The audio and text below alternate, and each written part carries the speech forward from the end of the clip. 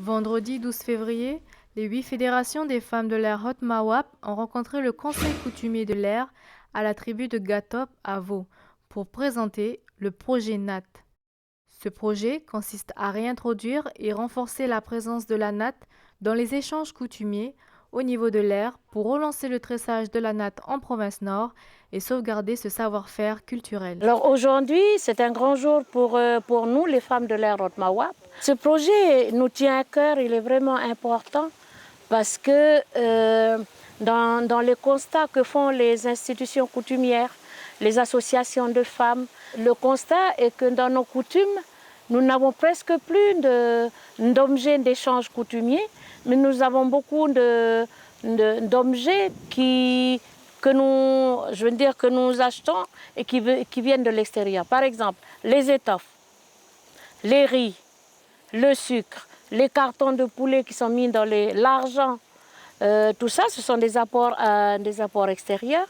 Mais nous, notre travail aujourd'hui, la réflexion que nous menons autour de ces constats, c'est de dire il faudrait qu'on revienne à l'essentiel de nos valeurs dans nos échanges coutumiers. Et la première des choses que nous pouvons faire, nous les femmes, c'est un travail de femmes, c'est le tressage de la natte de coutume. La natte en particulier parce que c'est un travail de femmes. Et ce travail cette réflexion vient de nous, les femmes de l'Air Haute Mawap. Notre culture, elle commence à disparaître petit à petit parce que des apports extérieurs viennent défigurer nos cérémonies coutumières. On ne met plus tout ce qui était des objets d'échange coutumiers dans nos coutumes. Des formations au tressage de la natte seront données par des tresseuses expérimentées. Pour l'instant, 2 communes bénéficient de cette formation, Ouégoua et Koumak.